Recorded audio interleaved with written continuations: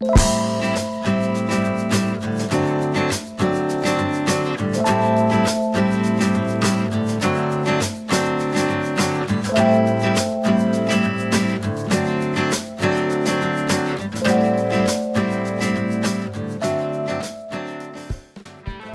les make-upines, on se retrouve aujourd'hui pour un tutoriel make-up et c'est évidemment le maquillage que je porte.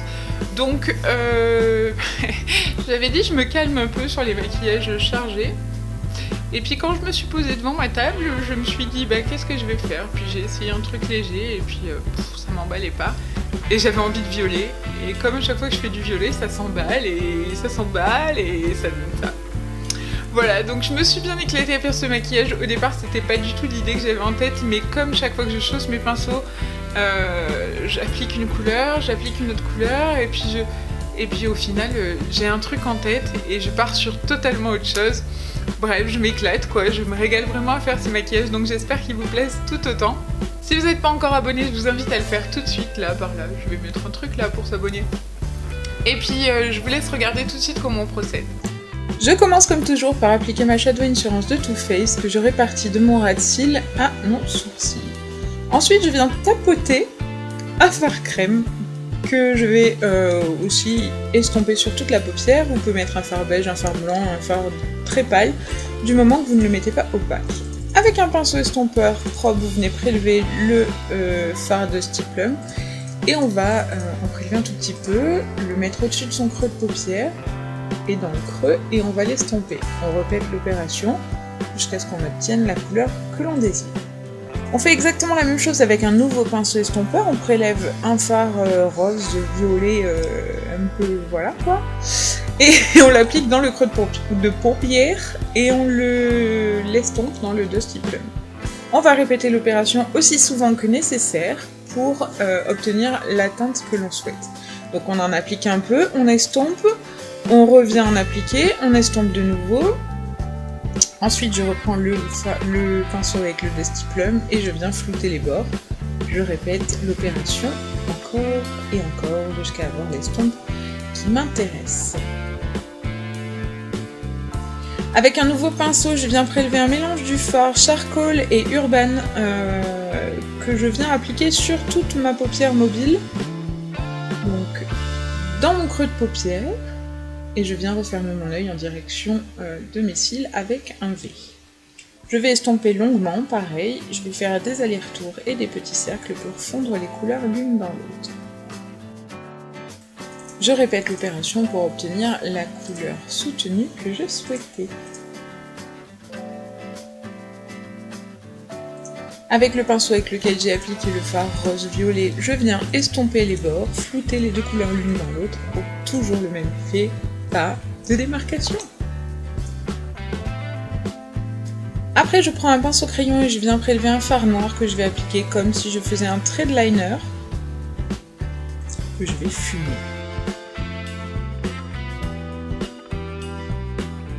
Pour suivre, je prends un pinceau synthétique plat et je viens appliquer le Jumbo Milk de NYX que j'ai dépoté parce que c'est vraiment une plaie à tailler. Et donc je le répartis sur le premier tiers de ma paupière mobile. Donc je prends bien mon temps pour avoir une couleur bien opaque, bien unifiée. Je vérifie en ouvrant la paupière si tout est bien en place, si ça ne dépasse pas du creux. Je l'étale bien dans mon creux et je viens le fondre dans le violet.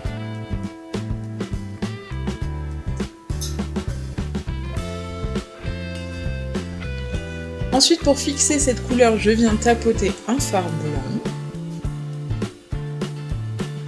qui va m'aider à diffuser, estomper la couleur violette que je vais réappliquer. Donc je reprends le pinceau avec lequel j'ai appliqué le Urban et le Charcoal, je rajoute un peu de matière et je viens les fondre l'une dans l'autre pour avoir un joli effet de dégradé.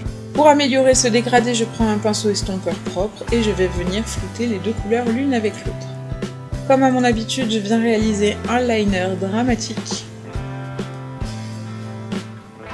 avec mon chouchou. En ce moment, c'est devenu vraiment mon chouchou, le Eiko Visualize, qui a une pointe si fine qui permet de faire des liners parfaits. Pour être sûr que l'estompe des bords est vraiment bien réalisée, on vient reprendre un pinceau propre et on estompe une toute dernière fois Pour parfaire le tout, on applique son mascara et on vient faire ses sourcils.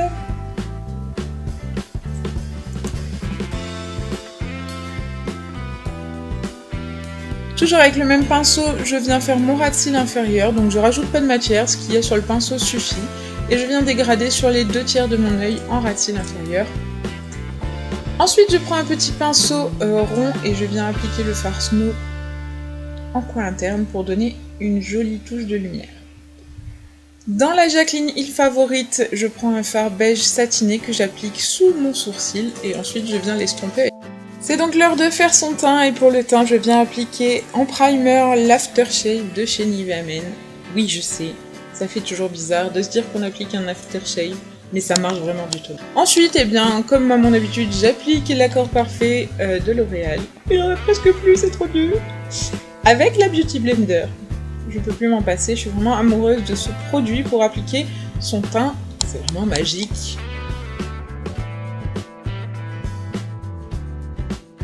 Pour mon anti-cerne, le Phyto Cerne Éclat de chez Sisley, j'en applique sur mes cernes, sur mon arc de Cupidon, sur le creux de mon menton et sur le bout de mon nez, ainsi qu'un tout petit peu au centre de mon front, pour donner une zone de lumière sans avoir besoin de contouring et tout ça. Et j'estompe le tout avec la Beauty Blender, comme toujours. Pour fixer tous les endroits où j'ai appliqué mon anti-cerne, mon correcteur, je viens tapoter avec mon pinceau la poudre matifiant transparente de chez ELF. Donc je prends bien mon temps, je tapote et je n'étire pas sinon vous allez déplacer toute la matière. Ensuite vient l'heure du contouring, je prends la poudre la plus cendrée de ma Ultra Contour Palette, puisque c'est celle qui va le mieux à mon teint, c'est différent pour chacune. Et je viens creuser mes joues parce que je trouve que l'effet des joues creusées est juste magnifique. Ensuite, j'applique mon enlumineur avec un pinceau estompeur. Je vous mettrai le lien de ce pinceau estompeur si ça vous intéresse. Je vais en racheter au moins 5. Il coûte rien du tout et il est génial. Il est assez gros, il diffuse vraiment bien la matière et pour l'enlumineur, il est parfait ainsi que pour les grosses estompes. J'en applique sur le bout de mon nez et sur mon arc de Cupidon. Et ensuite, j'applique le liquide lipstick Serenity de Gérard Cosmetics. Il est trop beau.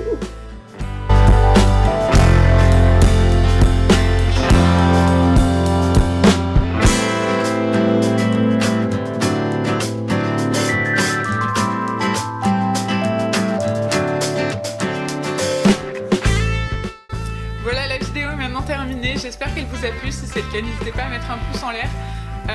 Si vous avez aimé, dites-moi tout ce que vous en pensez en commentaire. Et en attendant la prochaine vidéo, je vous fais plein d'énormes bisous. Et je vous dis à très vite les mes copines.